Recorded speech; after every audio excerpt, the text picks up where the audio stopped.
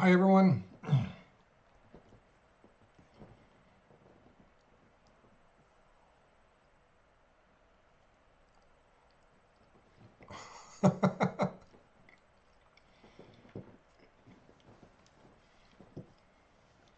I I wish I had a dollar for every Reese's cup I've ever eaten in my life. I swear.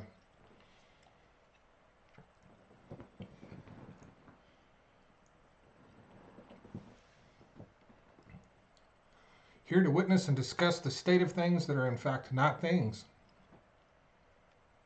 especially things that are claimed by a certain Richard.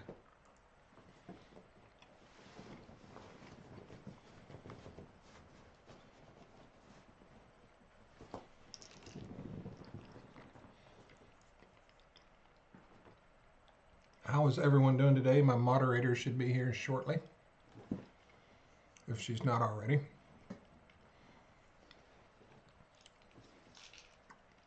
Ah, there she is.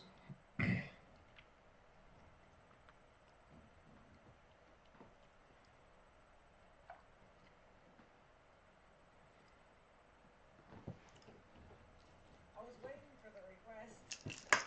Huh? I was waiting for the request. How are you today? I'm okay. Got your shit together? I got my shit together, I think. I Awesome. think anyway. Got your. Did you eat your Reese's cup? No, I didn't eat my Reese's cup. I could not eat a Reese's cup this early. Oh, I just ate mine. Okay. Well, I'm not eating one yet. Hi, Jules and Barn. How are you guys doing? Sounds like a bookstore. Um,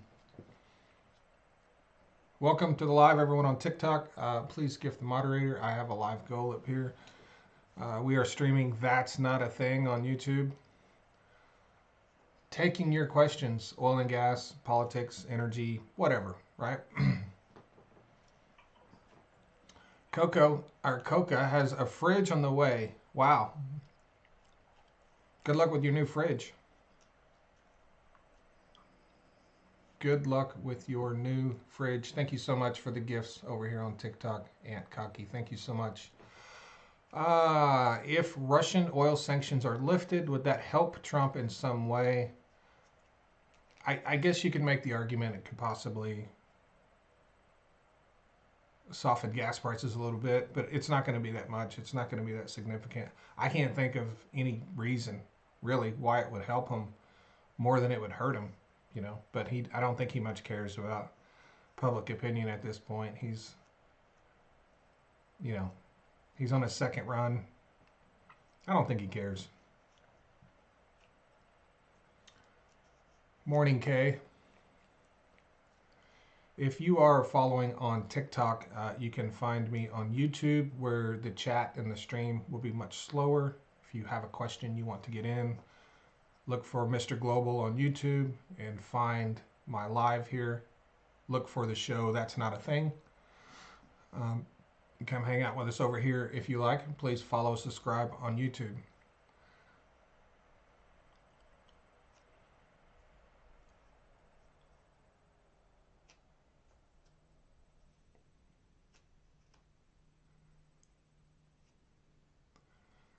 Mr. Global, could you discuss the pros and cons of electric versus natural gas heating in cold regions? I'm in Canada and we have hydro and nuclear power. Natural gas tends to be more efficient. Natural gas has much more energy density, so it's just naturally made better for heating, whereas electric isn't, right? It really depends on the home and the cost. How efficient is the home and what is the cost? In many places, natural gas is much cheaper than electric, but not in every place, right? So, comparatively speaking, it's six of one, half dozen of the other. And what really matters is the home you're putting it in and the cost where you live. That's what really matters. Why is California getting rid of natural gas? Well, they're trying to, but I don't think it's going to work. I It's California. Their whole Look, the whole government of not the whole government, the leadership in California is on a 24-hour cycle of identity politics. That's where they live. They live in identity politics, and they cater to the most far left people in their party. That's what they do. That's why they're trying to get rid of natural gas. Years ago, the price difference grade was 10 cents. Now it's 50 or better. Why? So you're talking about octane, fuel octane, I suppose. Why the greater disparity in pricing between, say, a 91 or 2 and an 87? That's because auto manufacturers around the world have told you that premium or high octane gas is required in your engine. You open your little fuel door and there's a sticker there that says, 91 octane required. It's not required. It's not. That's not a thing. That's not required. But by doing this over the last decade or however long they've done it, they've driven the demand for higher octane fuels and higher grade fuels up significantly because everyone thinks that they have to put this gas in their car. What the automakers are doing is they're making a bet. Okay, if we have 20 million cars on the road and we put these stickers on them, that's a very large sample, right? And if running premium gas potentially prevents some type of breakdown in a certain percentage of this pool of cars, then we've saved money. Also, by placing that sticker on there and knowing that there's a large subset of people that won't do it, it also gives them another reason to void your warranty. It gives them another reason to void your warranty. So there's multiple cost savings gained by auto manufacturers by telling you have to run premium gasoline in your car. They don't believe you have to run premium gasoline in your car. That's not a thing. They don't believe that. They believe there's ways to make money by telling you have to run premium gasoline in your car. That's what they believe. Okay? This is about money. This is about greed. It always is. It always is. Diesel used to be cheaper than gas. Why is it more expensive now? Diesel runs the economy. Diesel runs the economy. Gas runs cars. Okay? Diesel runs the economy. Diesel is an industrial fuel. It's not just used for transportation. It's used in industrial uses. It has hundreds of uses that gasoline does not have. So as the economy grows, the demand for diesel grows. Diesel runs the economy. That's why it's more expensive. How are you doing, Andrew? Julie, you like this?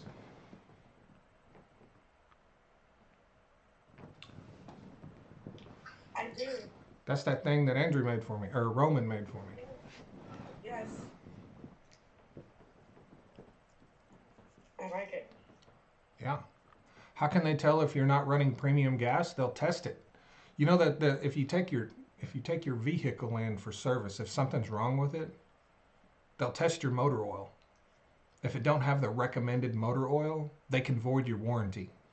They do the same thing with gas. They'll test your gas. They're looking for ways to get out of fixing your vehicle. They'll test your gas. They'll test your motor oil. I've seen them do it. I've seen them do it.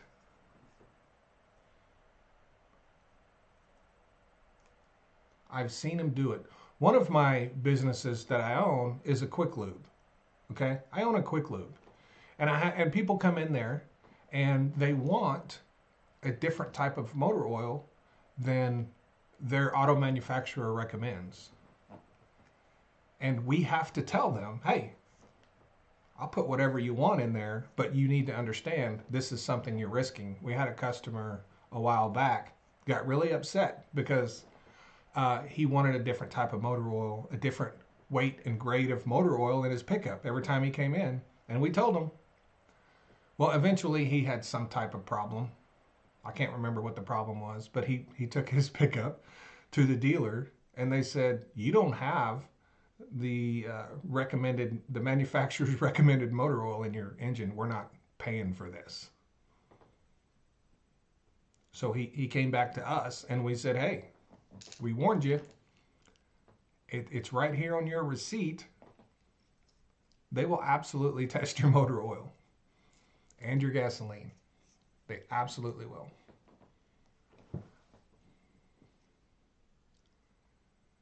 Always just, it's just more ways to try to get out of paying for something is all it is. It doesn't really matter if you run 5W40 or 15W40. It doesn't. Makes no difference. It might make a difference, if you're in Canada, if it's 20 below, but it doesn't make any difference in most places. But they will certainly use that as an excuse to not warranty your vehicle.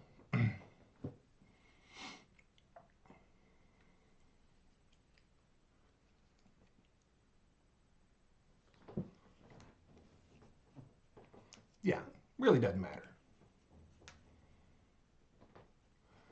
As someone said, OW16, just bought a 2023 Corolla OW16. What the fuck? Just did my first oil change. Yeah, I bet that OW16 is expensive too, huh?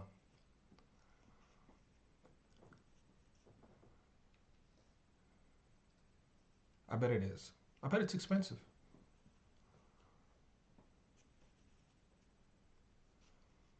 That's right, Triton. That's exactly right. If you get an Equinox, you better get heavier oil.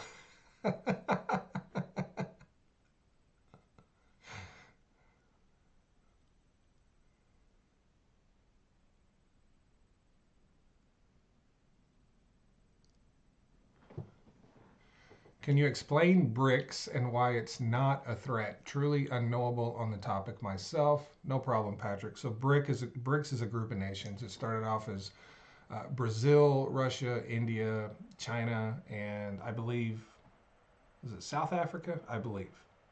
That's the Brics nations, and they've added quite a few nations since then. And Brics is basically, they've been around forever. A lot of people think Brics is a new thing. It's not a new thing. They've been around for like 15 or 20 years. The fear with Brics is that this organization of countries is going to get together, create their own currency, and try to dethrone the dollar as the reserve currency of the world. That is the fear of Brics.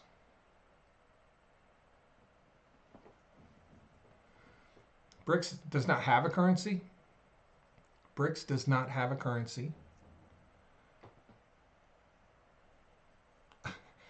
And if they did, it is no small feat to topple the reserve currency on planet Earth. It is no small feat. The dollar's fine. Brics is not a threat. But the point is, Donald Trump will use what is perceived as the threat of Brics. And keep in mind, this whole threat of Brics came and born out of people buying and selling crypto. They were trying to sell you that the dollar is dying and you need to buy crypto. That's where this started. That's where all this shit with Brics started. Crypto bros started the Brics bullshit.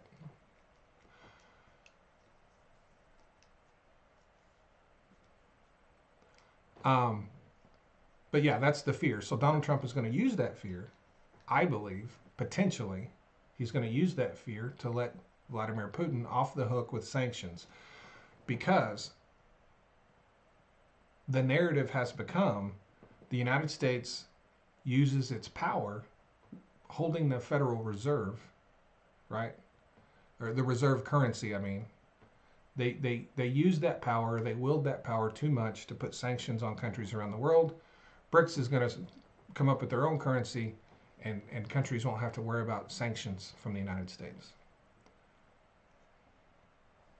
And while it may very well be true that we overuse sanctions, Donald Trump's still going to use it as an excuse, I believe, to probably do away with sanctions on Russia. I think it's coming.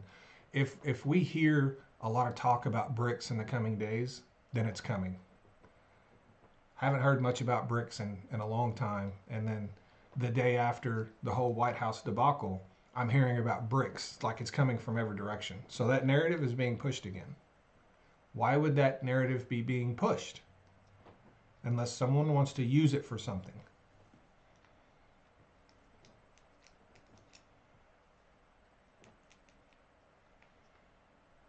We'll see what happens. It's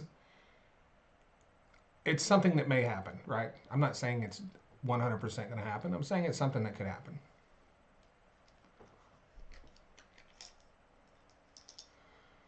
Glenn says, seen 2 posts today.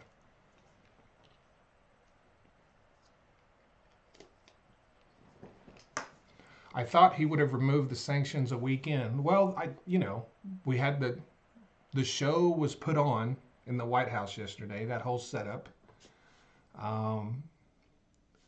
That's all part of the process. You gotta set this up, make Zelensky look as bad as possible. You gotta trash him in front of the American people before you do all that. And then now you have a reason.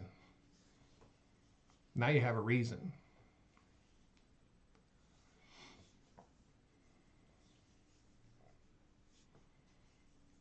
If Trump is worried about a new reserve currency, he should be worried about the euro. That's true. I mean, if you're going to be scared of a currency, it should be the currency in second place or the currency in third place. Why are you scared of a currency that doesn't even exist? Do you know how many currencies are created and dissolve every year that just disappear? It takes a lot to become a widely used currency. And it takes historical things to happen to change a reserve currency. It takes things happen on historical levels. Once every 100 years, once every 200 years. These type of events change world currencies. Not some random shit just coming up with some currency isn't going to dethrone the dollar. It's not a thing. It's not a thing.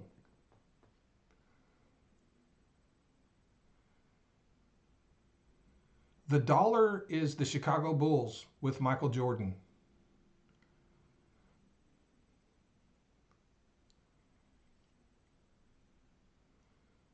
The euro is the Utah Jazz with the mailman.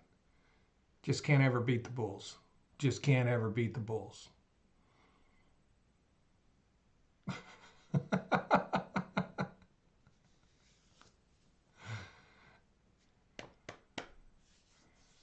That's right. That's right. Before or after he came out of retirement. Whatever that season, their best season ever. When they were the best ever. That's the dollar. Would they have 80 something wins? I don't know. I believe it was 90. Someone said 97, someone said 93. I'm not sure. I was thinking 94. Who knows? Someone will look it up. Doesn't matter. The best team is the one I'm talking about.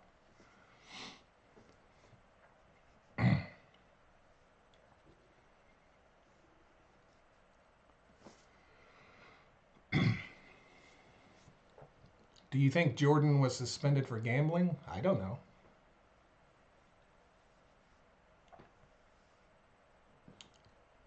I don't know. Overseer Lewis says 72 wins.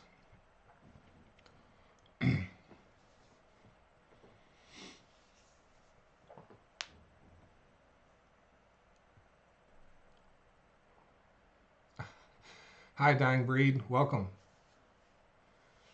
Carl and John were a hell of a team. They were a good team. They were, look. Carl and John, the Utah Jazz, they would have had probably maybe one of the top 5 or 10 teams ever, right? But they happen to exist at the same time. One of the greatest teams ever existed, right? They happen to exist at the same time the best team existed. That sucks. They probably could have easily won 3 in a row if it wasn't for the Bulls just existing. Great team. Great team. Just couldn't beat the best team. Did I play basketball in high school? I did. I did. I was pretty good. Pistons were good, yes.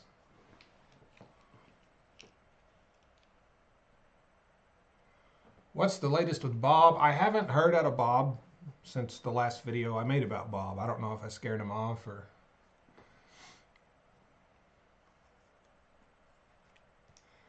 I haven't heard from Bob. But I feel like Bob will be back. I feel like he can't resist coming back. I think Bob likes to argue, so he'll be back. Yeah. I think he also... I don't think it's me. I think it's everyone else.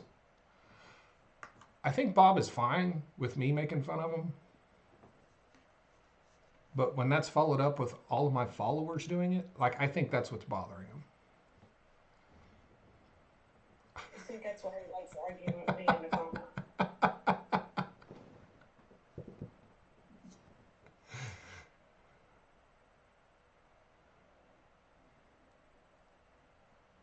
I think Bob's great. Let me go play golf with Bob. I'd make a trip down to Florida. Have you lost your mind? Where's Mr. Global? I'm gonna take Bob some Reese's Cups, teach him about oil and gas. We'll give you some conspiracy theories you never thought you heard.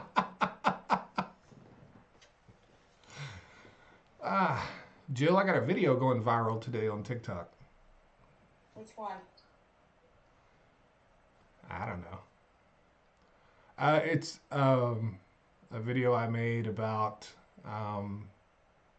Donald Trump using Brics as an excuse to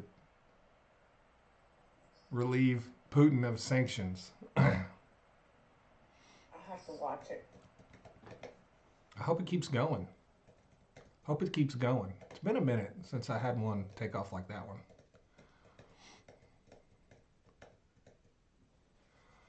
I shish kebabbed Bob.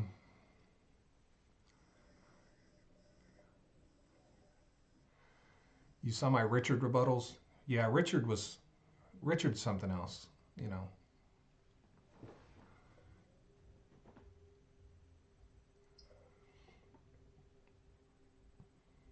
Tip Turtle said, hey, before 2018 conspiracy theory, friends were funny. No, they weren't funny.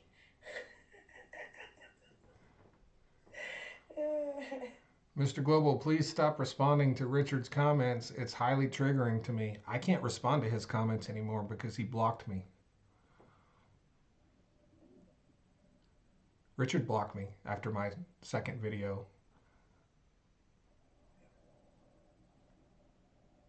Where, you know, and the thing is, it's not hard to make Richard look bad.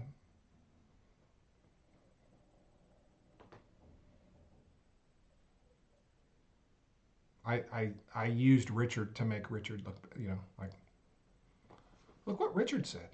That's all you got to do. Like, looky here. That's it. That's all you got to do.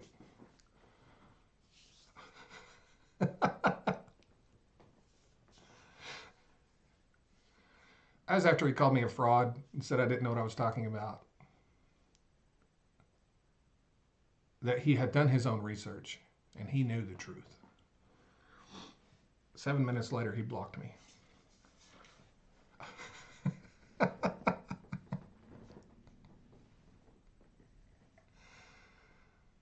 Richard. Yeah, don't be a Richard. Sometimes I'm a Richard. As a Canadian, I'm surprised at the amount of sudden hate towards us has started popping off. I'm not surprised because, listen, this is What is happening right now is one of my biggest beefs with Trump supporters. Donald Trump can point at somebody and say something bad about them, and the entire MAGA nation makes that person their mortal enemy for life. And he's done that with an entire country who happens to be our closest ally, who's never done anything but help us, who's never done anything but be a good ally and trading partner. But Donald Trump decided that he wanted to run his mouth because he doesn't care if half the world hates Canada or half the United States hates Canada because his followers are dumber than a post. He doesn't care. That's my biggest problem with Trump supporters. They have no critical thinking processes that exist in any way, shape, or form. Trump said, do this, I'm going to do it. Trump doesn't like Canada. I don't like Canada. Mm-hmm. Trump said Zelensky's a dictator and Putin's not. Zelensky's a dictator. Then Trump says, I don't remember calling Zelensky a dictator. And MAGA says, he's a dictator, trust me. They live to hate. They live to hate. Because they're miserable people.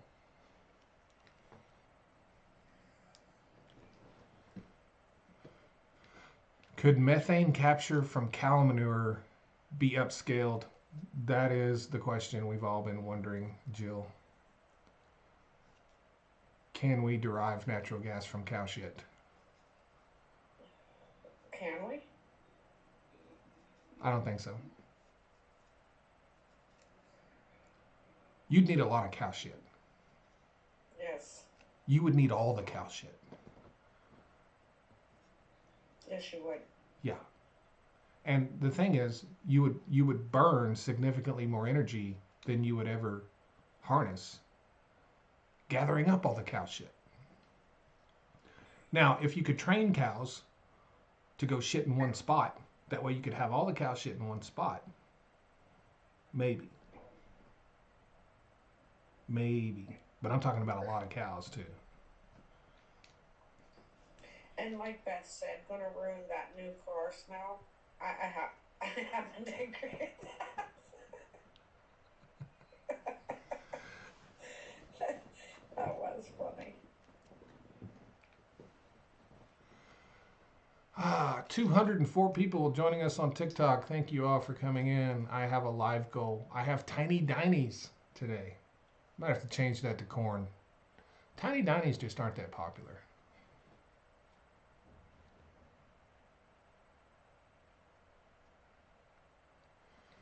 Did you know there's a natural gas extraction site in the Netherlands that had to close because of an earthquake? I did know that. I did know that.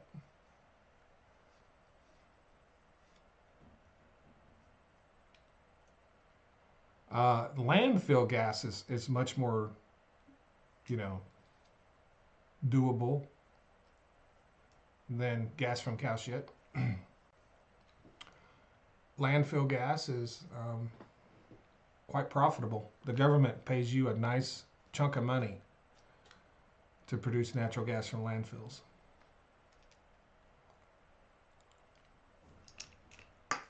If that's your thing.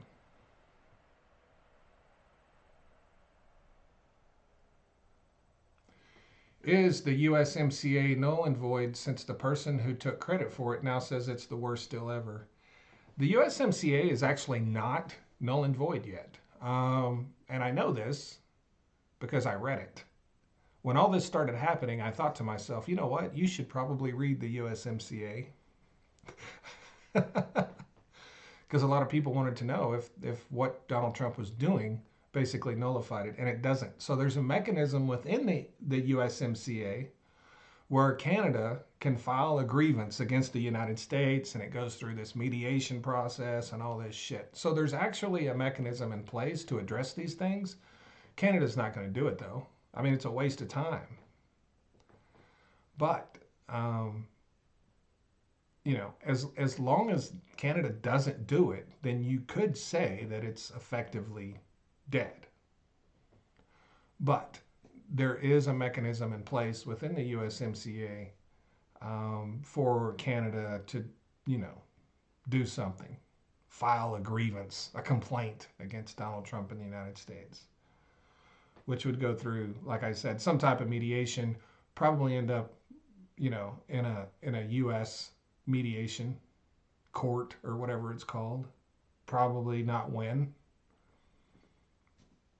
Canada probably realizes it's a waste of time to even bother with it. So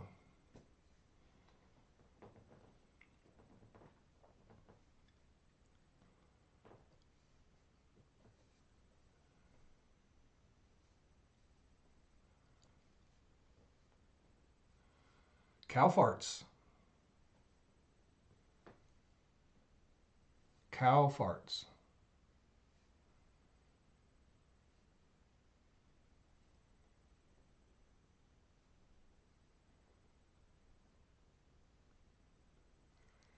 Has anyone ever told you you resemble Bill Maher? No, no one's ever told me that. I've had some people tell me I resemble Bill Murray, which I didn't see that either. But no, no one's ever told me that.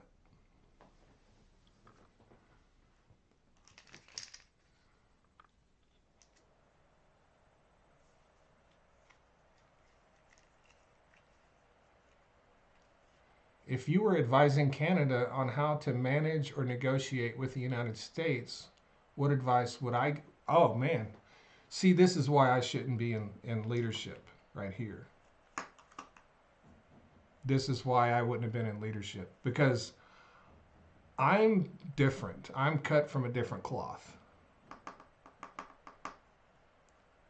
As soon as Donald Trump started his shit with me, there would be no electricity going to the United States. There would be no natural gas and there would be no oil. I would have stopped it all immediately. And then I would have bailed out the companies that suffered due to my decision. I would have bailed them out. But I would have done it day one. I would have said, fuck you and your dumb ass.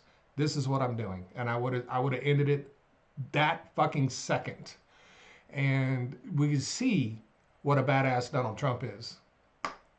Because I would have cut him off the second he started running his mouth. They knew it was going to happen as soon as he took office. They should have been prepared.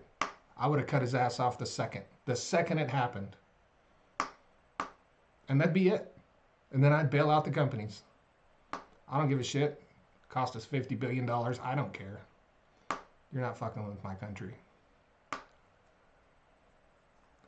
And that's the only thing that needs to happen to Donald Trump is for somebody to get tired of his shit and hit him in the mouth. That's it. That's the only thing that needs to happen. He'll cry like a bitch and walk away.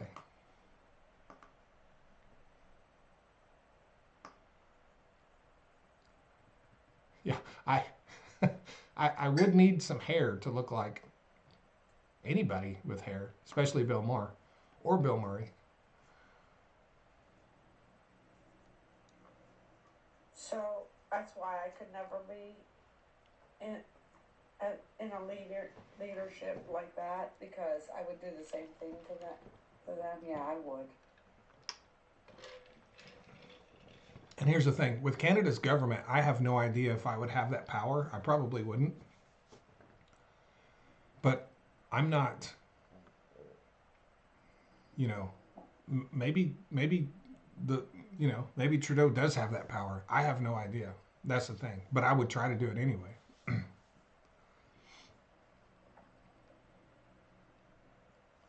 I would definitely try that. Yeah. I was actually hoping they would do that to him. Yeah, I would do it. But, Canada's not going to do it. And, you know, that's why being in leadership is tough because you make these decisions and you have to think about how it affects everyone.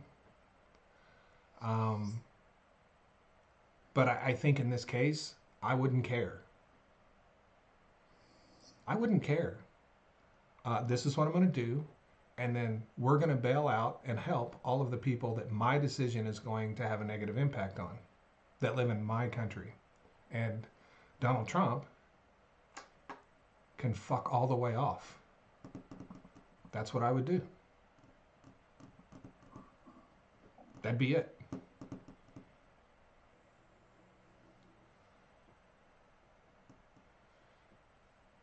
And then Americans would have to go out to their vehicle to charge their phone to talk shit to Canadians because they wouldn't have any electricity in their house.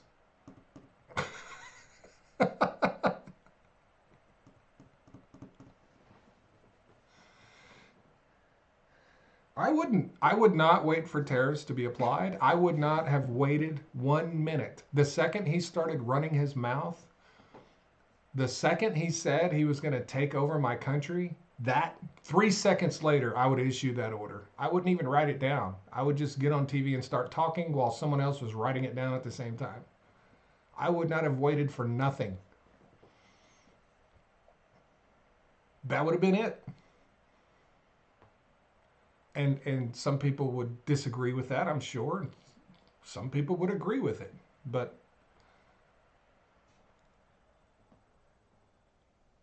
you know, a lot of times leaders go through this tortuous like process of trying to make all these right decisions.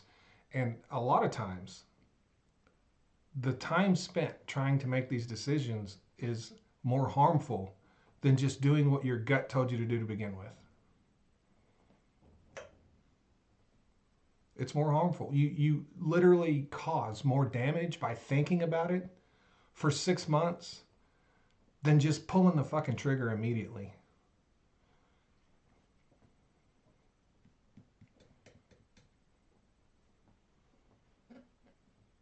Done. Done.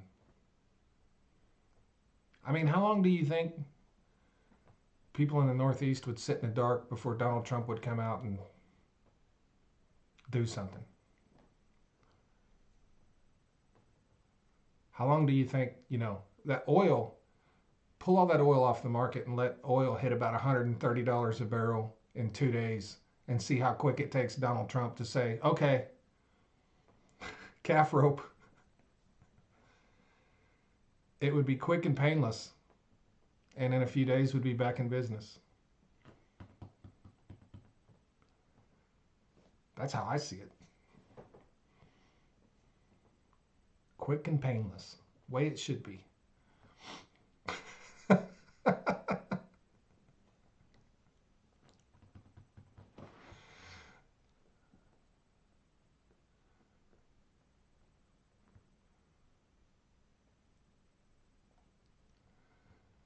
C. Adair says, you are completely uneducated, wrong on every level. Thank you for that, Adair. Thank you for coming into my chat to tell me that. I'm sure you're just brilliant. I have a feeling you have two brothers. One of them's Bob and one of them's Richard.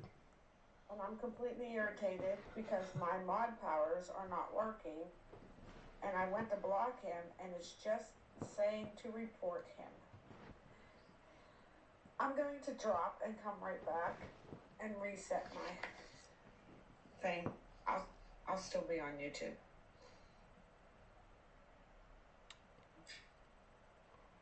Why talk about the greatest president in American history the way you are? Because I can. Because I can, Adair. Has your loyalty to Donald Trump made you forget that this is America and I can do whatever the fuck I want, whether you like it or not?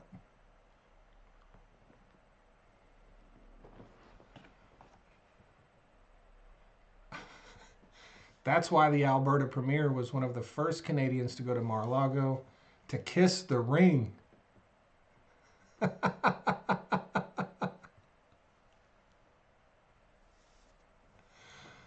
Oh, man.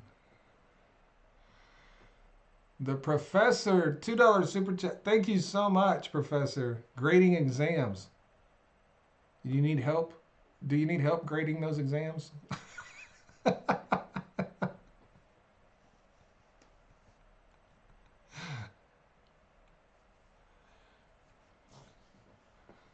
Hey, the teacher's working on Saturday grading papers. How do you feel about Edison Motors in Canada making electrified tractors, trailers that run on small diesel engines? I follow Edison Motors on social media and I think they're cool.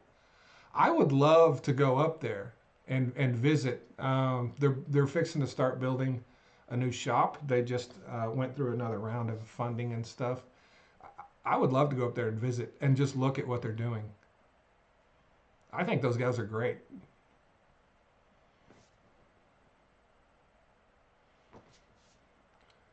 You want to come back in, Jill? Uh,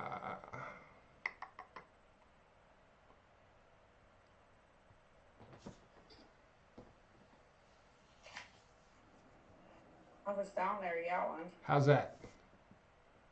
That's You were probably. yelling? Yeah, I was down there yelling. Yeah, that's your problem. I can't hear you. Um, Yeah, I know. we're on the internet, Jill. Now I gotta go find that jerk.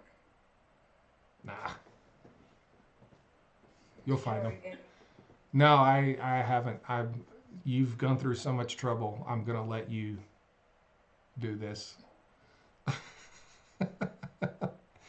Is it true that Europeans are buying more Canadian LNG than American LNG? No, that's not at all true. Canada doesn't barely produces a fraction of the LNG the United States does.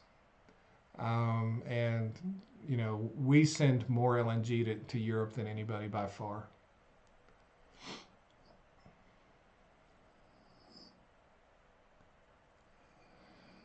Brian says, still talking about Edison. Brian says he keeps it simple. You'll be able to repair your own rig. It's a win-win. That's one of the things I really like about them. Um, they they're big proponents of right to repair. You know, a lot of companies are trying to build their equipment in such a way that and take away your right to repair it yourself. So you have to pay them to repair it. Happens with iPhones too. I think he said in a piece of content. Um, but yeah, I'm a big fan of that right to repair and a big fan of his for promoting it. Do I think Ukraine will keep fighting without the U.S.? Absolutely, absolutely. The EU has given more money to Ukraine than the United States, and they've already committed to more. So you know, um, the United States hasn't given near as much aid to Ukraine as Donald Trump claims. But you know, it's a Donald Trump claim, so you know it's going to be exaggerated.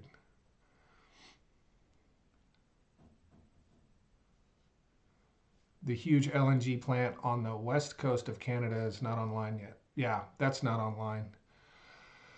Um, but Canada, you know, they have LNG, but we just have a lot more right now, and we're building. If we build all the projects we have planned, we'll be exporting close to 12 trillion cubic feet of gas a year. That is just an unbelievable amount of gas. I don't think we can keep up with that demand, actually. I don't think we can produce enough gas to keep up with that in the United States, but we'll see. Um,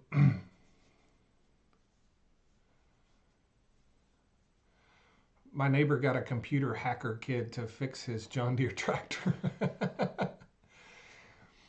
Is it true that Michigan can only refine Canadian oil? No, that is not true at all. Uh, typically, okay, one good rule of thumb, anytime the words can only are in a sentence regarding the oil and gas industry, it's probably false. It's probably false because those words mean that you're limiting whatever you're talking about to a very specific thing to promote some type of narrative. And that's, you know, when they say the words can only or can't, you know, a lot of times that means it's misinformation. But there's not a refinery that exists in the United States that can only produce or refine Canadian oil. That's not a thing. That's not a thing. No matter how many times Roman, welcome to the YouTube live. I don't know if you see me on TikTok, but I got your background you created for me up on my TikTok live. Also, Jill, I got those T-shirts in today, Oh, nice. and I'm glad I ordered some because they're fucking trash. Oh no. I'm not selling those T-shirts to anybody, so I'm gonna redesign. I'm gonna go through a new company. I'm gonna find a new company, get a better product. Um, that product could probably pass and be okay, but as soon as I looked at it, my first instinct was this sucks. So since that sucks, I am not going to ask anyone to buy something that sucks. So restarting the T-shirt thing. Um, that's why you test your products and look at them. Zane Reese, thank you so much for the bronze membership. I really appreciate that, Zane. Yes, you always test them first. Yeah. Now the white T-shirts that had the Mr. Global on them, they're okay. Just need to make the logo bigger. The other ones sucked. The other ones completely sucked. Will Trump crash the economy? The Atlanta Fed came out yesterday or the day before, and they're projecting a 1.5% contraction in our economy for the first quarter of 2025. Whether that will be considered a crash, whether that will happen, and whether that's considered a crash or not, I don't know how far the economy has to contract and for how long for them to consider it a crash. But and that is a forecast. That's not something that's happened yet. So we'll see because they had initially forecast, I believe it was a 2.9% GDP growth in the first quarter, and they've since revised that to a 1.5% contraction. So if we do that for 2 quarters in a row, we're in a recession, right? So we'll see what happens.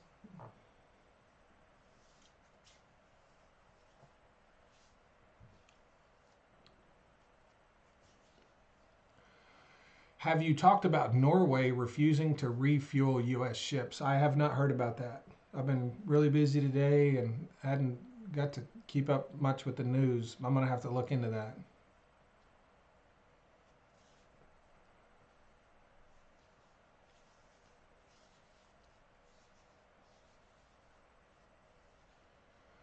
Hello, Metro Man, Super Dave, Judy Kendall, how are you?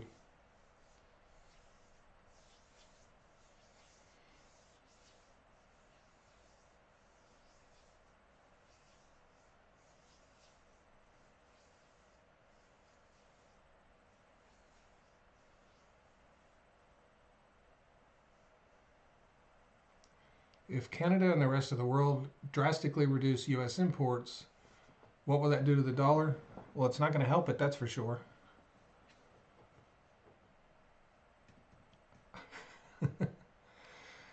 Jedi says the rule of thumb for recessions is 2 back-to-back quarters of negative GDP growth. That's just a guideline, though. It's not the official line, though. Yes, I've heard that. And because the last time we had 2 back-to-back quarters, they said it wasn't a recession, and the opposition said, "Oh, it is a recession." But then that third quarter we had growth. So I guess you could say, if it was a recession, it ended really fast. But yeah.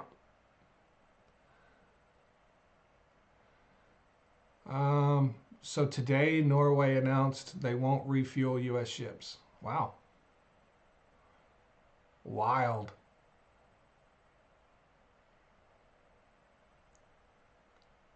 Hi, Kim, from the New Zealand oil patch. Wow.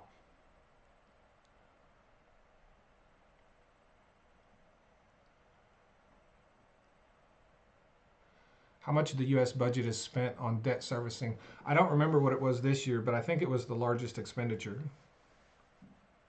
I think last year it passed defense. I think it was like between $800 and $900 billion.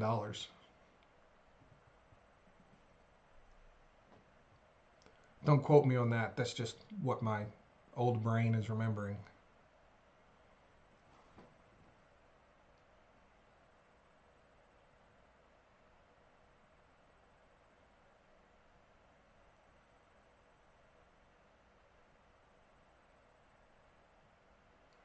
Thank you, Scott Gillen, for subscribing. I appreciate that, buddy.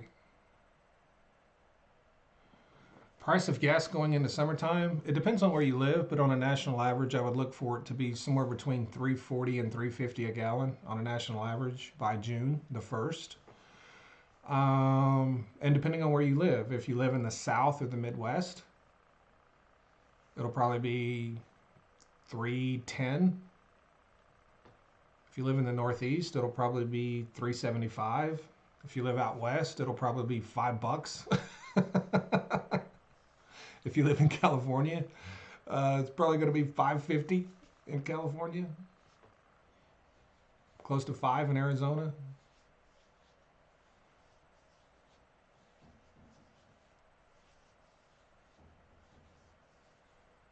Yeah.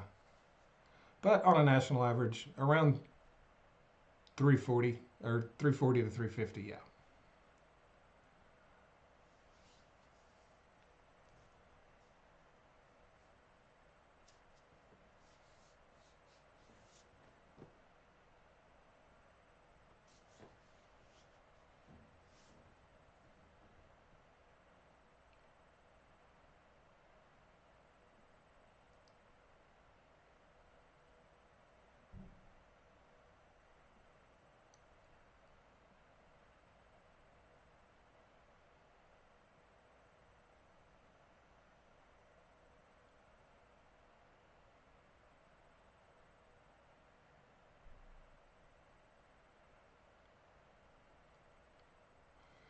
Do you ever get mainstream media appearance requests? No.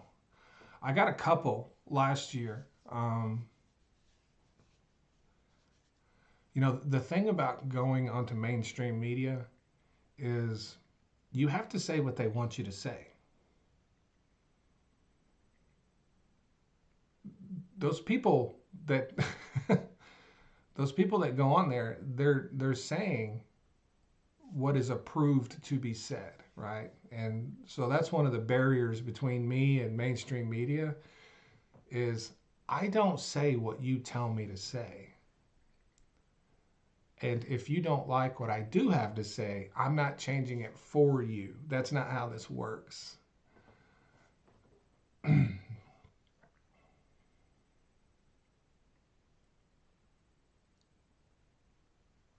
How hard would it be for Canada to refine enough crude oil for its to cover its own consumption? They already can. Canada can already cover its own consumption. Diane, thank you so much for the $10 super chat. You're the best, Diane. Thank you.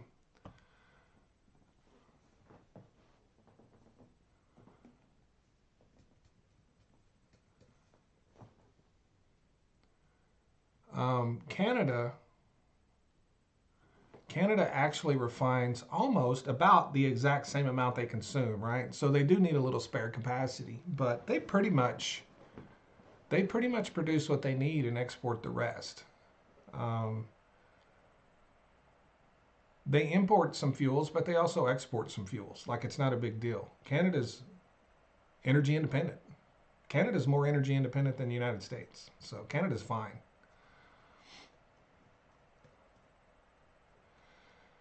Smarty Pants says, we refine all of our own already pretty much. Yeah, pretty much.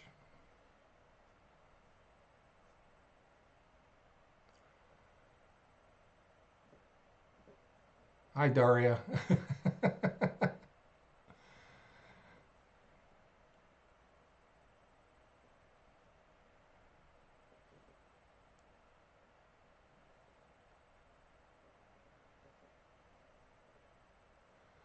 Brian says $10 equals about 8 eggs. Yes. Thank you for the 8 eggs, Diane.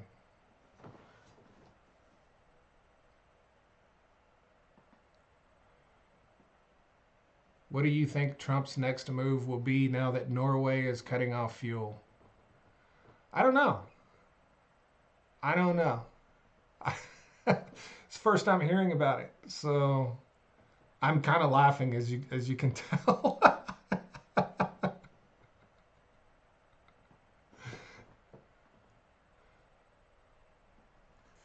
See, if I was Norway, I would have hired that guy from Seinfeld, the soup guy. I would hire that guy, and he would stand out there and say, "No fuel for you." That's because I'm petty. Yeah, I would literally do that. I would have the entire media out there live streaming it on all media outlets. No fuel for you.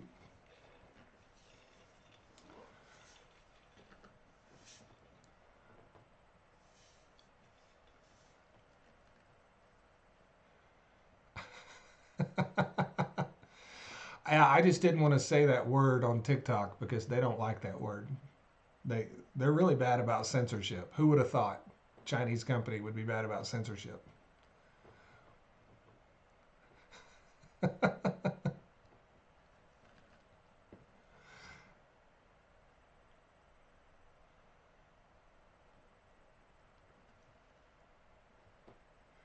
Yeah, it's not. I don't think it's doable for the Canada to cut all trading ties with the U.S. I mean,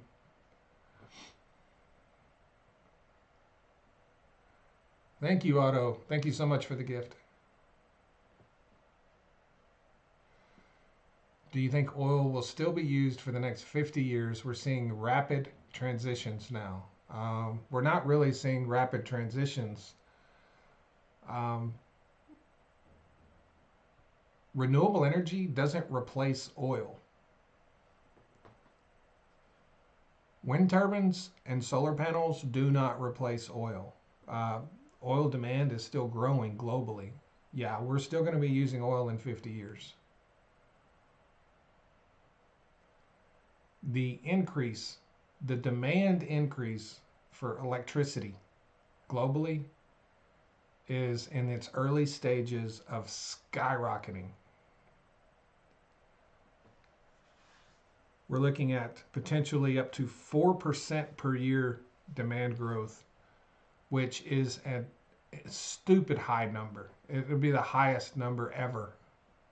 4% demand growth for electricity globally.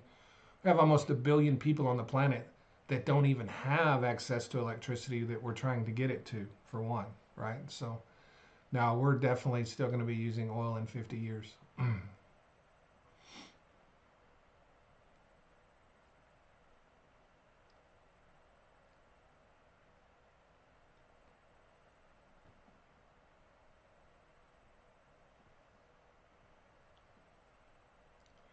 China is attempting to promote fired federal workers into their country. Yeah, I read something about that.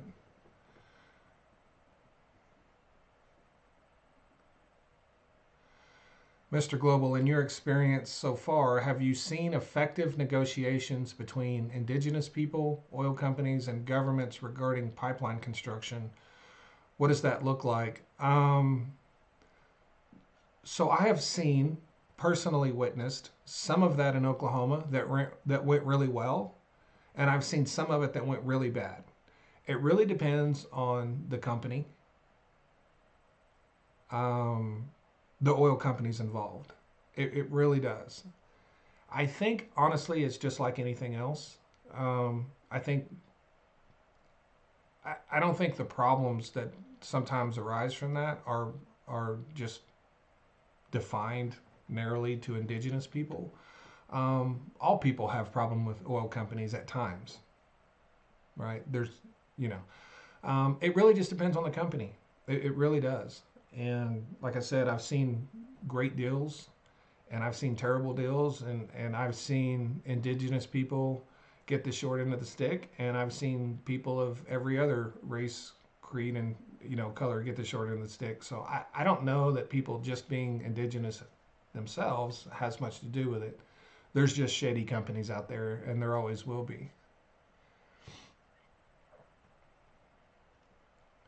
There was a case a few years back in southeast Oklahoma where a tribe had not received royalty payments for years. The oil companies were just keeping the payments. That's one of the bad cases that I'm familiar with. Um, but I've also seen very good ones as well. So the professor says we call them soup vances now.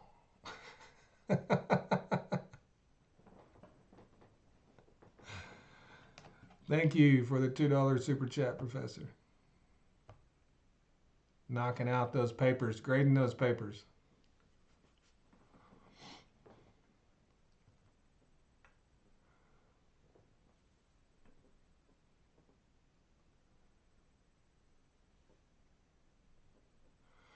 I live in Oregon. Fuel prices. Eric, thank you so much for the $10 super chat. I live in Oregon. Fuel prices are always right behind California. Where is our fuel sourced and refined to make it so expensive? Our state tax does not account for that much.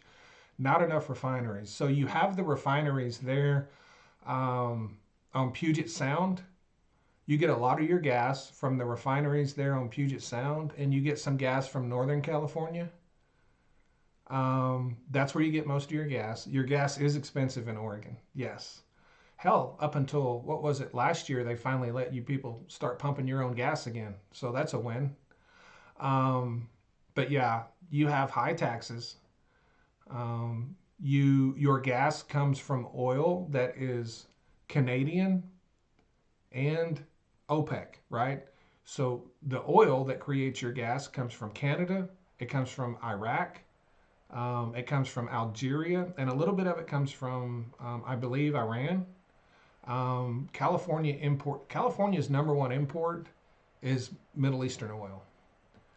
So since some of your gas comes from California, um, it basically comes from either Middle Eastern oil or oil produced in California, and some of it comes from Canada. Ends up in that Puget Sound refinery, shipped down to Oregon. So that's where your gas comes from. That's where your gas comes from.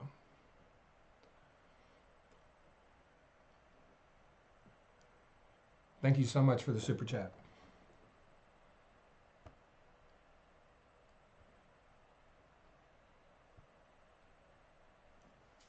But it's mostly expensive because of since you get gas from California, some of it, right?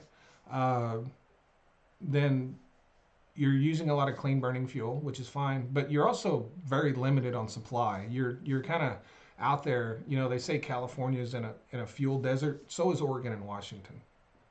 The whole West Coast is what's called a fuel desert, right? You can't get hardly anything from the rest of the country. So you're isolated out there. You're forced to get gas from California, which is more expensive.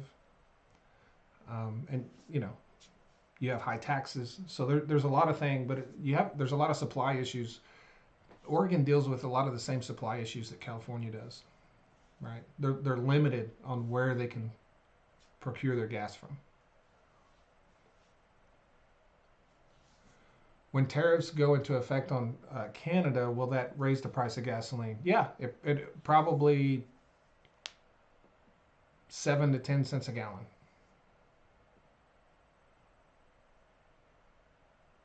Probably 7 to 10 cents a gallon. And I think a lot of those gas price hikes will kind of be shrouded in seasonal demand because gas prices are going to go up anyway in spring and summer. Summer blend, seasonal demand, all that shit we do every year. That's all going to occur at the same time as the tariffs being implemented. So,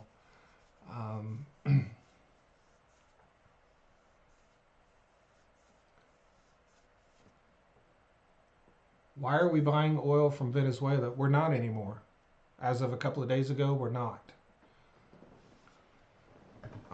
Joe Biden had approved a 6-month license to Chevron in Venezuela.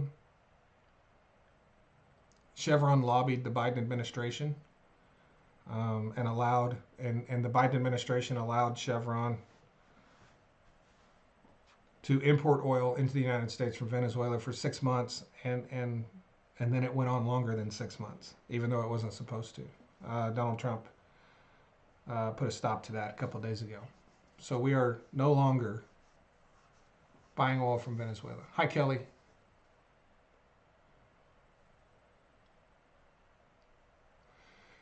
Chevron is an unbelievably immoral company. If you pay attention, if people really pay attention,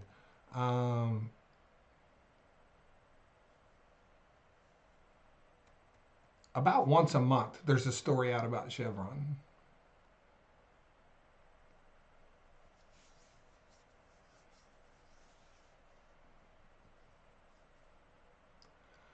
Chevron had invested $4 or $5 billion in Venezuela, and they were trying to recoup some of their losses.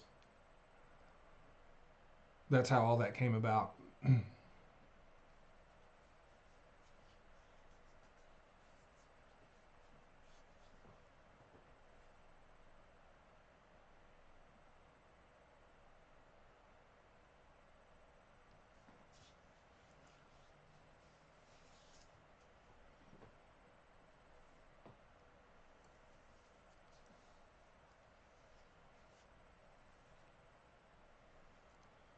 Where does gas come from in Minnesota? Well, the oil comes from the Bakken and Canada mostly. There's some, you know, some other oil production up there out of like Ohio, but it's refined right there in the upper Midwest with oil from North Dakota, Ohio. There's even a little bit of oil in Michigan, Illinois. But yeah, Canada, mostly Canada and the Bakken.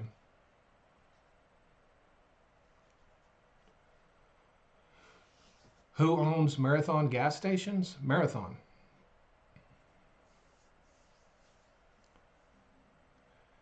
Is Chevron that much worse than other oil companies? I think they are, personally. I think they are.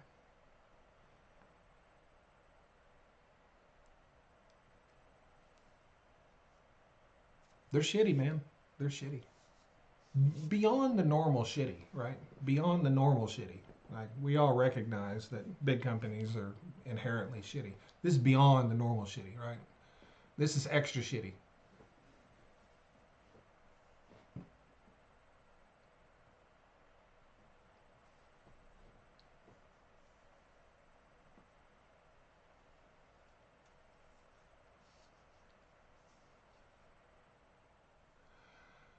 Biden allowed oil imports from Venezuela to make up for lost supply from Russia.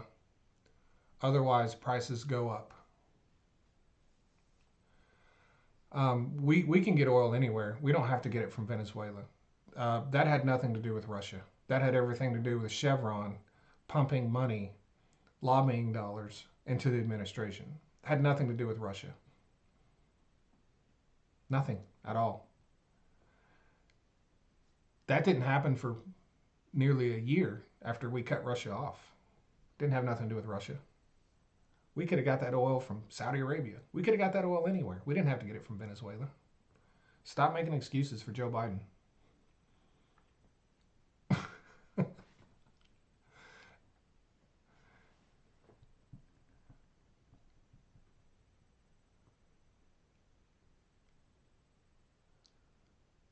Hello, Bianca.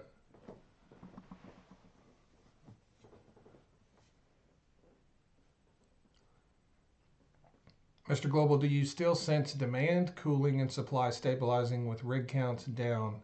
So I did like a 10-minute piece on this on YouTube earlier talking about, so for the last 18 months we've been predicting that in 2025 we would see a softening oil market and we would see oil prices soften a little bit, demand, you know, we'd be producing slightly more than we're consuming globally, which is all true, right? All of that we nailed. But there's one thing that I think a lot of analysts and experts failed to predict that I added into that piece of content I put on YouTube.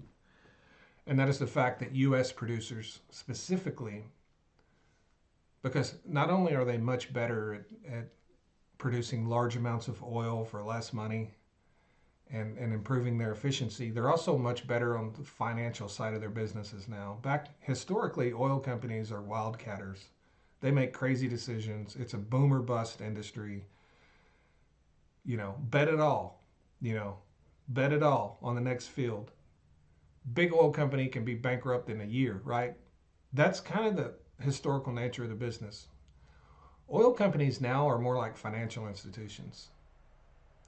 They've gotten really good at predicting what's going to happen and forecasting out a couple of years. They've gotten really good at saying, at understanding that a penny saved is a penny earned.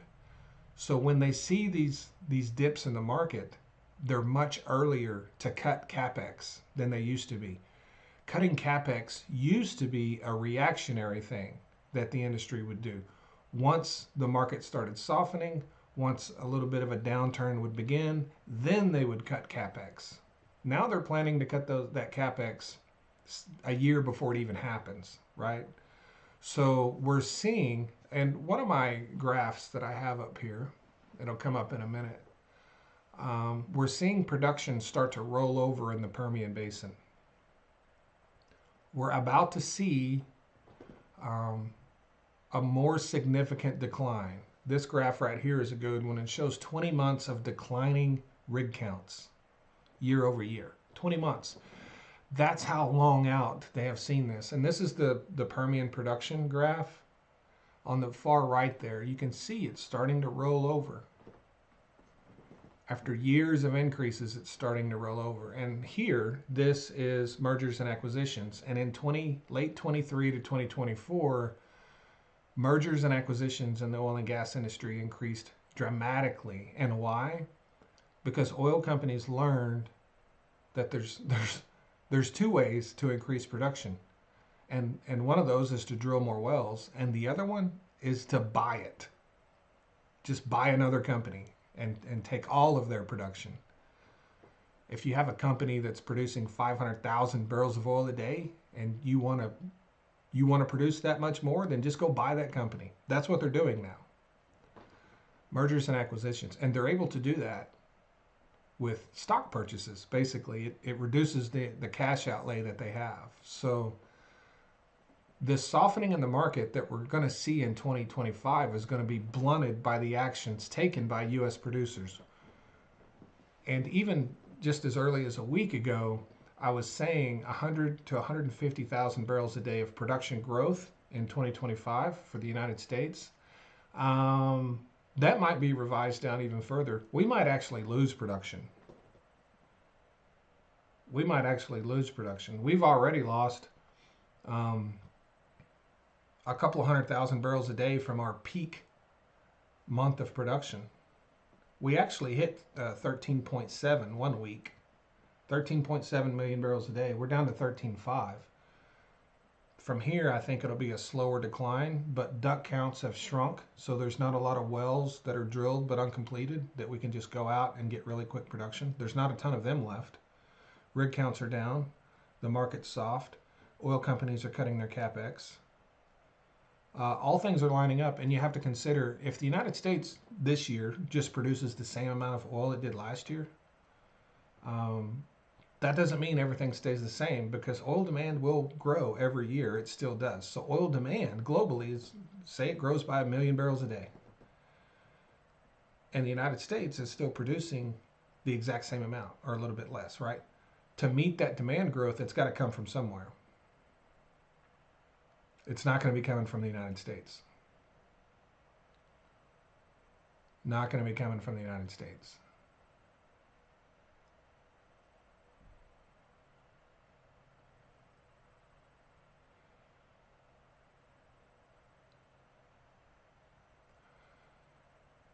So Daria, when a country says they sell at a discount, let me go back up to that. When a country says they sell oil at a discount, how does that work when it's the company that is extracting and selling the product?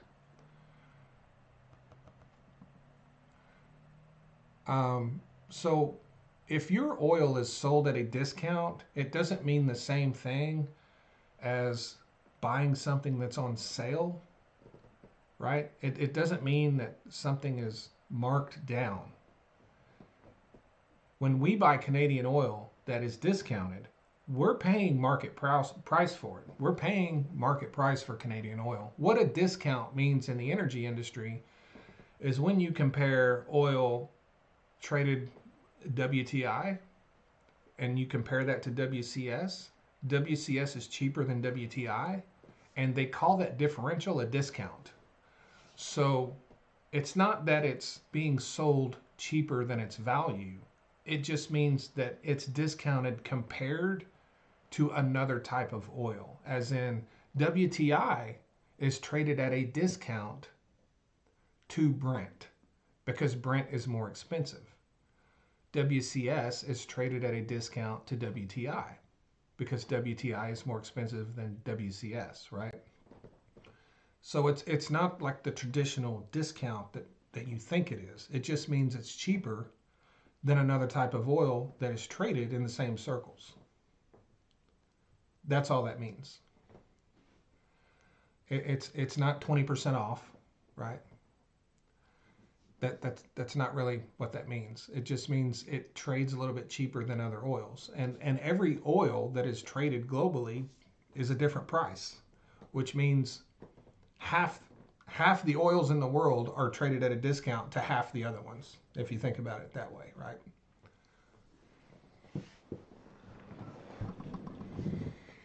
It well, it's not just oil and gas jargon. It's also terminology that's used in the financial sector as well. For instance, if Tesla stock is trading at $300, and I open up my computer, and one day it's 275, and I buy it at 275, then I'm buying it at a discount because it's averaged 300 for the last 6 months, and I buy it at 275, then I bought it at a discount. It doesn't mean that I didn't pay market price for it. It just means that I bought it for cheaper, right? Because it's in a down cycle. That's what that means. So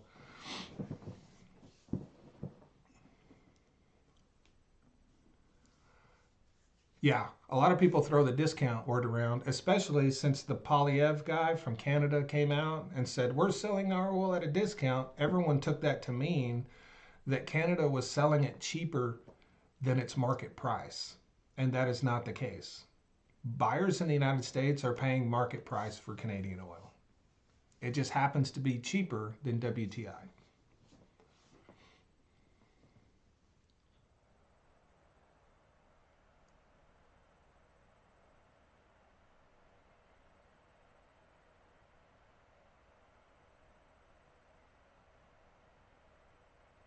Right, Jill? I mean, yeah, if you say so. I always agree with you when it comes to oil and gas.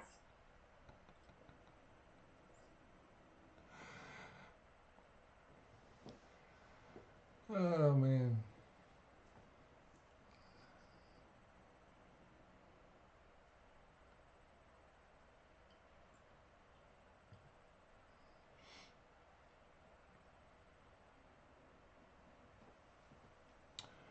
Yeah, Daria, that is, and it's just a misunderstanding, right? And for all I know, the Polyev guy doesn't understand it either, because I'm inclined to believe he doesn't understand what discount means either, because he was talking about it very negatively when it's not a negative thing. It's just a terminology that means something different than I think he thought it meant. So thank you so much, Daria. Thank you for the super chat.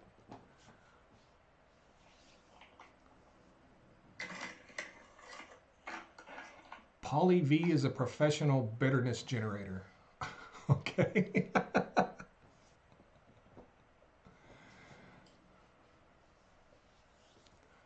Are other countries' natural resources owned and exploited by a few privately owned companies?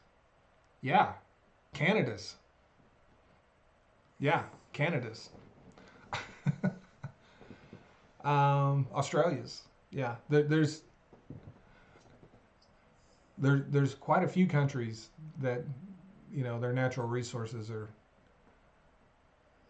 produced in by private companies. Yeah.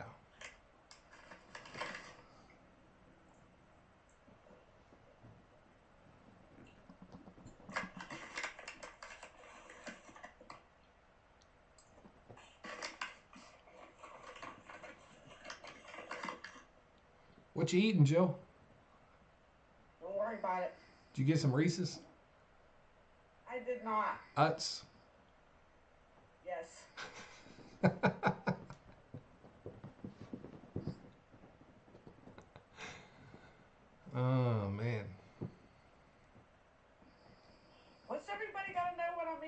should have been muted. You heard the bag, didn't you? Well, I mean, I'm always asked what I'm eating, so I'm just, kind of. I always ask you what you're eating.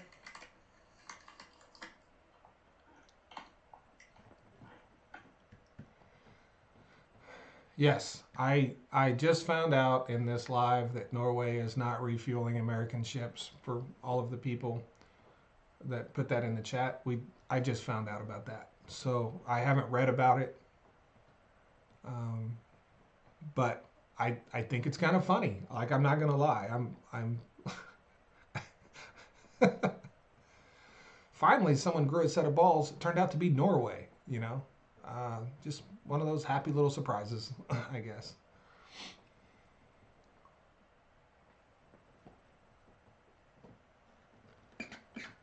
How does corn affect the price of gas? It reduces the price of it.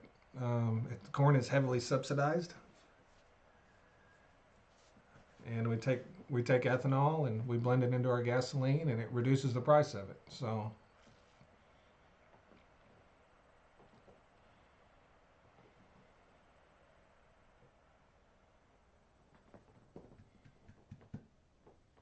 yeah, good for Norway. I have to I'm gonna have to get on Amazon and get me a Norway T-shirt or something.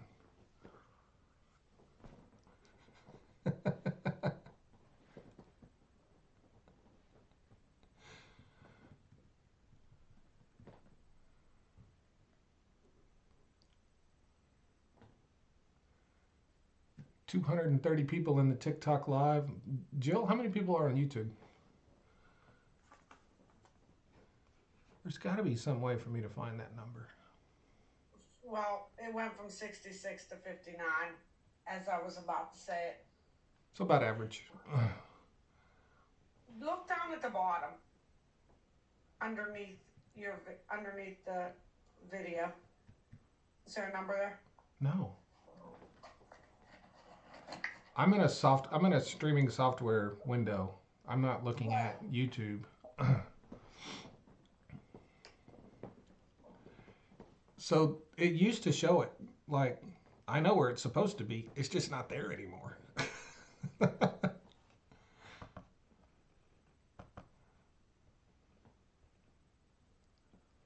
Well, if it's not there no more, I don't know what to tell you. They moved it.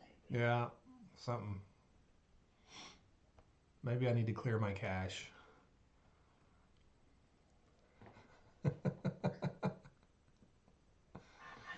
Thank you, sarcastic sister. Huh?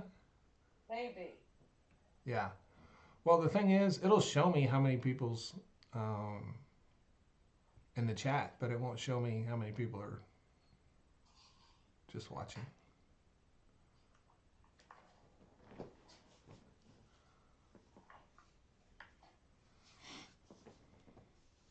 And it's only because I'm streaming through this software. It's, if I just did this through YouTube, it would show me, but I'm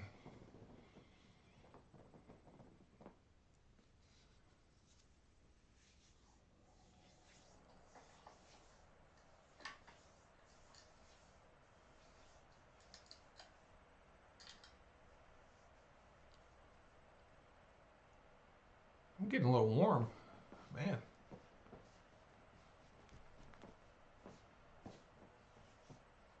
It's nice outside where I live. What about you, Jill? No, it's 29. 29. Mm-hmm.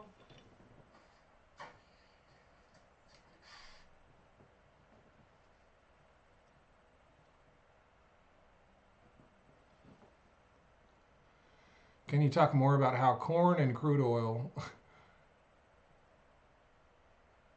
gas related? So we take corn and we make ethanol, and then we add that to our gas. It's an additive, right? And it reduces the price of gas.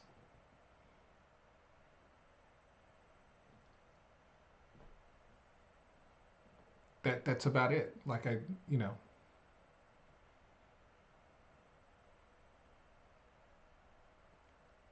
and we subsidize farmers to grow corn for ethanol to reduce our gas prices. So Gas would probably be 40 cents a gallon more if we didn't have ethanol. So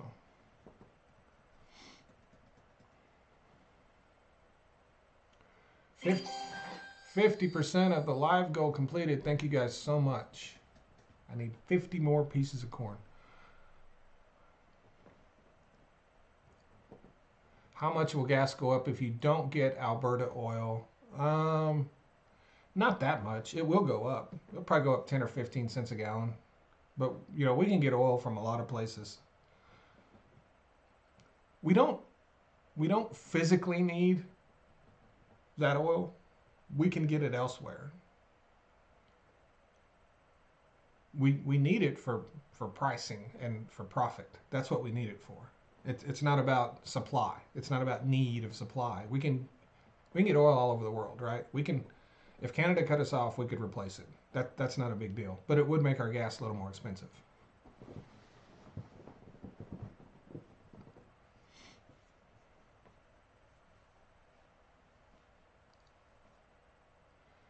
Could you clarify if the refineries on the East Coast only make jet fuel, or is it all petroleum products for the East Coast? Also, is it enough, or do they import from outside the country?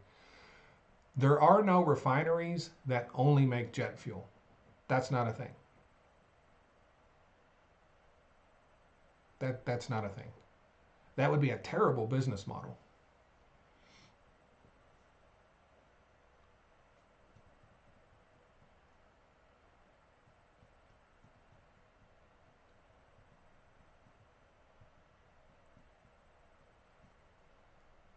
Terrible business model. Why are gas prices going up? We're moving into springtime. Starting today, refiners actually start clearing out winter blend. They're doing their turnarounds. It's called doing a turnaround. So refiners are doing a turnaround, and they're going to start producing summer blend. We'll have higher seasonal demand due to spring. We'll have summer blend. That makes gas prices go up. They've actually fallen a little bit in the last week. They've come down a little bit, but they're going to go right back up.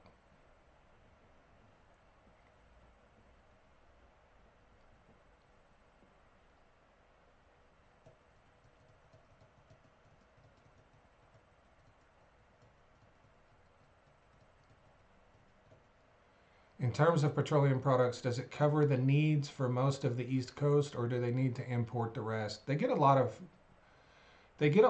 that's pipelined up to the Northeast from other parts of the country. As far as we don't really import very much already refined fuel. The amount we import is like just fractional, like it's almost nothing. We import more oil and make the fuel ourselves, but we don't import a ton of refined fuel into the Northeast.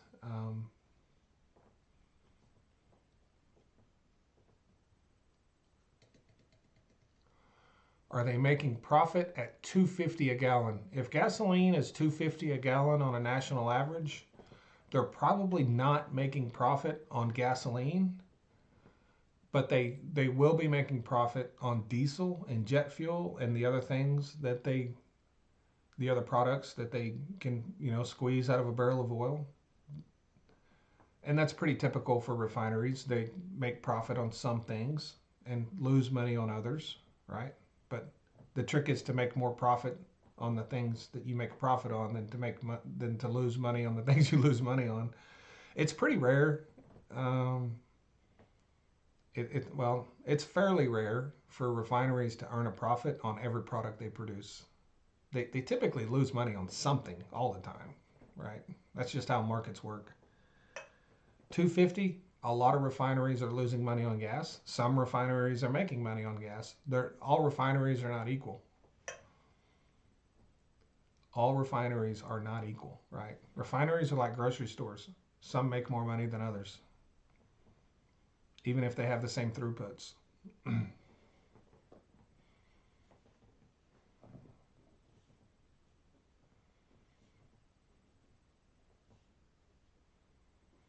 even if they have the same inputs. I heard rumors Trump will restart the Keystone XL. Is this true? Trump cannot restart the Keystone XL. That's not a thing. He's not the president of Canada.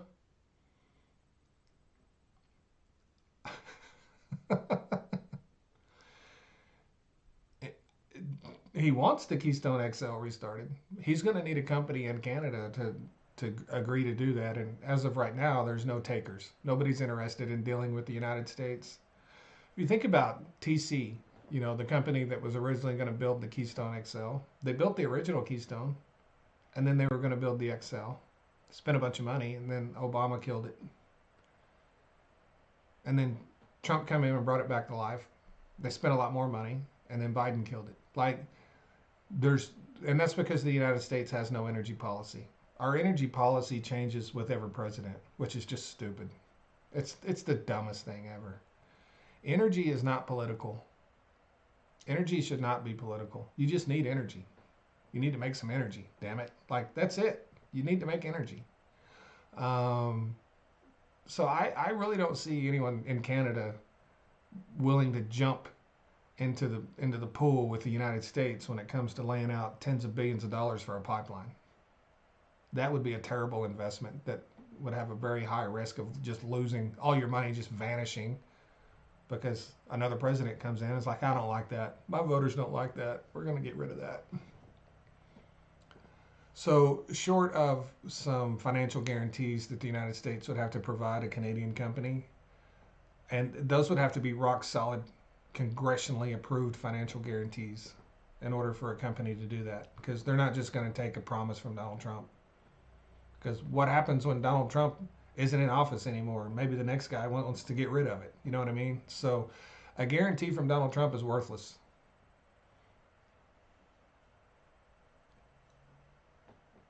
A guarantee from any president is worthless. If it doesn't come through Congress, it's completely worthless. And hell, it may be worthless coming through Congress because the next Congress might overturn the damn thing.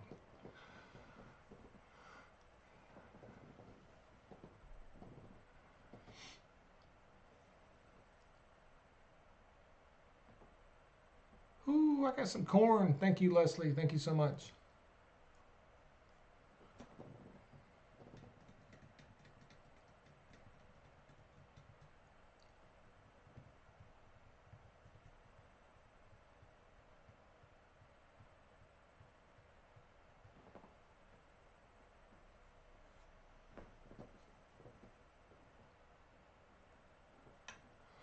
France is taking over to help with Ukraine. Yeah, so is Germany, rest of the EU. I I think I think Ukraine's going to be fine. As a matter of fact, I think as ugly as it was, this may actually turn out to be the best thing for Ukraine. We'll see. I could be wrong, but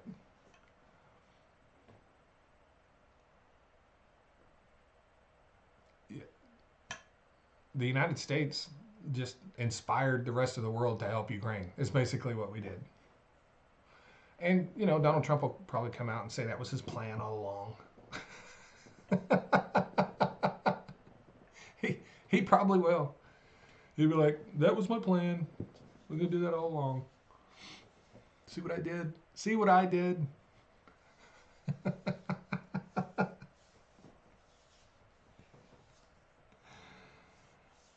Oh, yeah, it would be.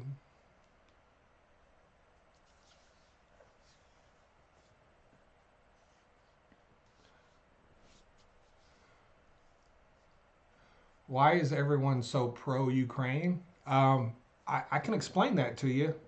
I can explain why people are pro Ukraine because being pro Ukraine is being pro democracy.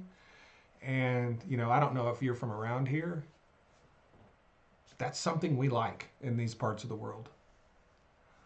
We tend to not support dictators who try to overthrow democracies. That's not a thing the United States, jives with. And so it's not so much about being pro Ukraine.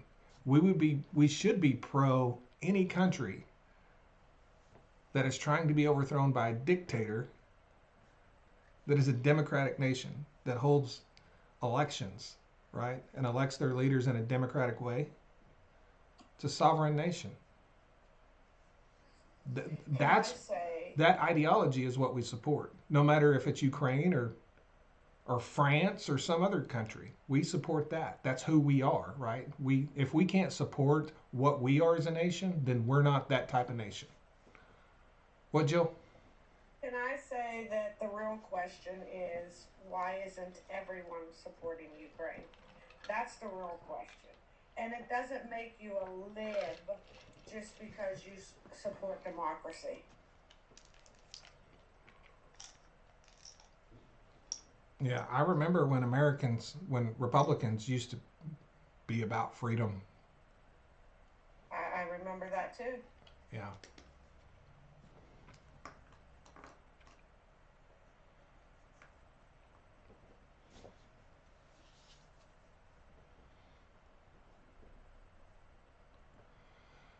Was it Ben Franklin that had a quote about sacrificing your rights for security or something like that? I don't remember the exact quote, but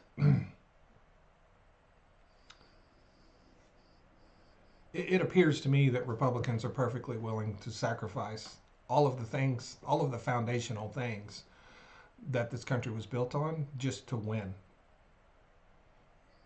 Just to win. And just to say that's my guy in the White House. They don't care. They winning has become so important. Fuck democracy. Fuck freedom. We just want to win. We want big government and we want to win. It's crazy town around here. It's crazy town around here. It really is.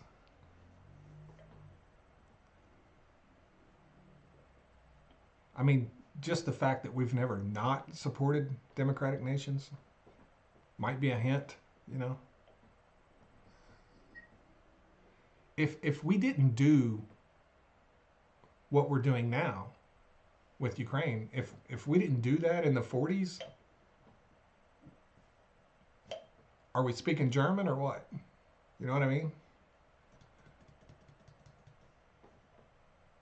I can't do that. I can barely speak English. You want me to learn German? Jill, can you speak German? I can't. No, I'm too old to learn.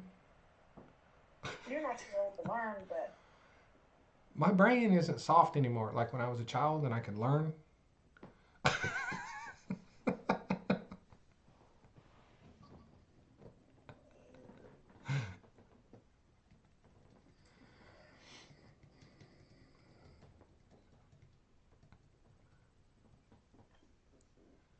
Yeah. When when you make freedom about money, then it's no longer about freedom, right? When you put a cost on freedom, then it's not about the freedom. It's about something else.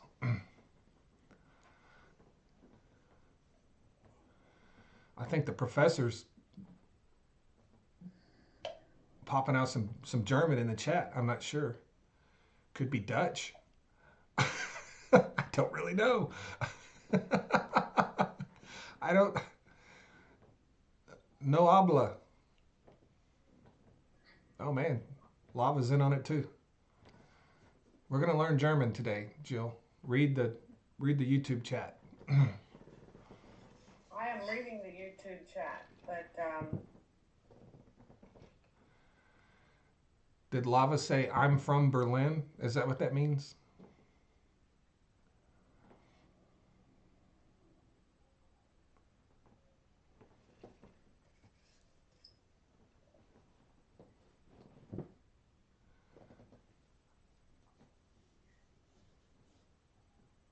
I probably know like 6 words.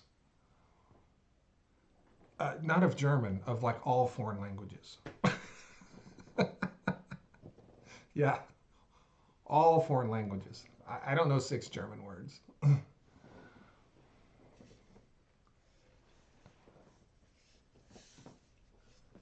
My brother knew a little bit of German because he was stationed over there. Oh, look. What? Kelly's whining again. Who is? Kelly. I mean, it's in German, but you can tell she's whining. My God. It's the commas. It's the commas.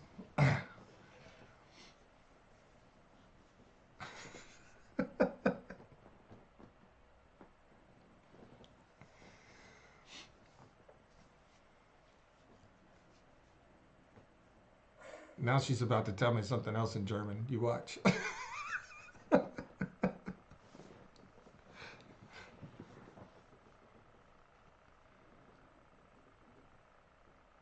I went by another Sheetz gas station and their 88 was 20 cents more a gallon. So that's the end of the sentence. So finish your thought, Loria. So Kelly was not whining. She said she speaks a little German. That's not whining.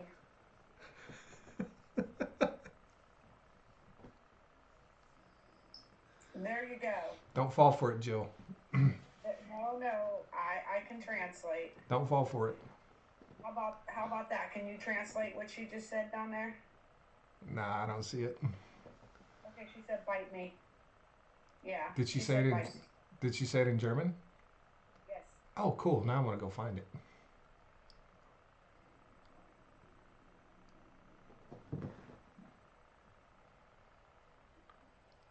Is that even a letter? Mhm. Yes.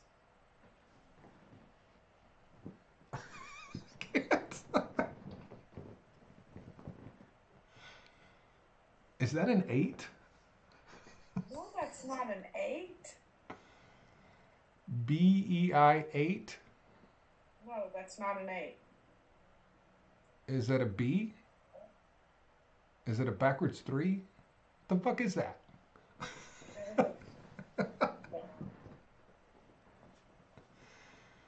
Just know that it says bite me.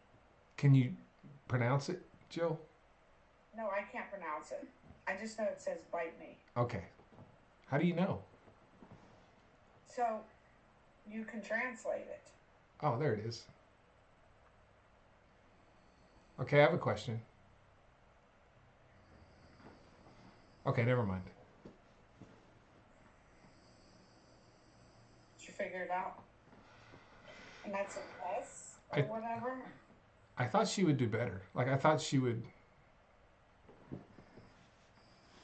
be a little more creative with her response.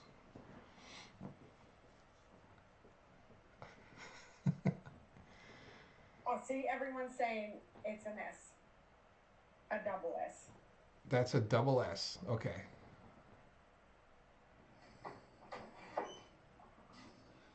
You know, it's good to know people that speak multiple languages. I don't exactly know why, but it's got to be good. Can't be a bad thing.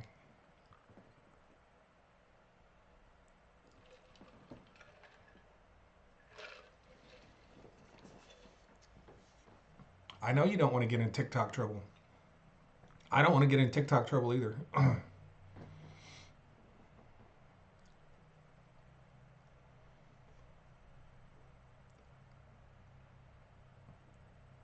You hear a dog breathing? Not my dog.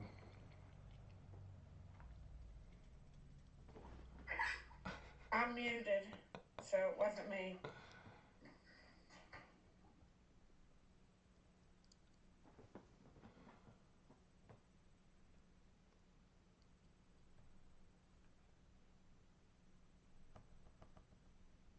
Wasn't me either. Yeah.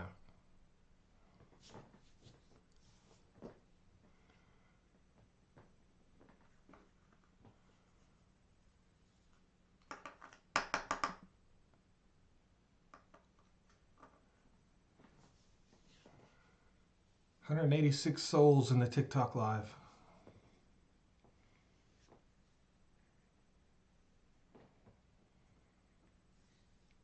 I don't think I can learn another language.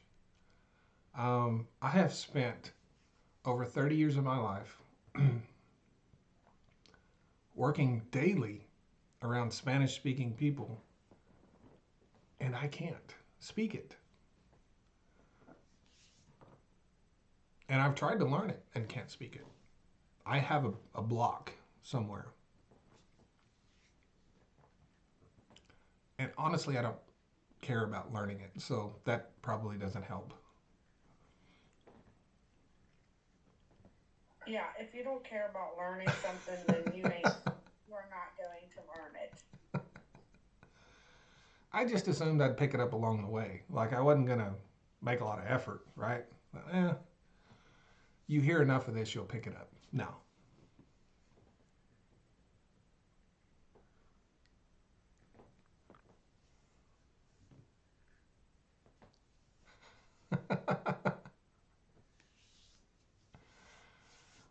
Oh man, awesome.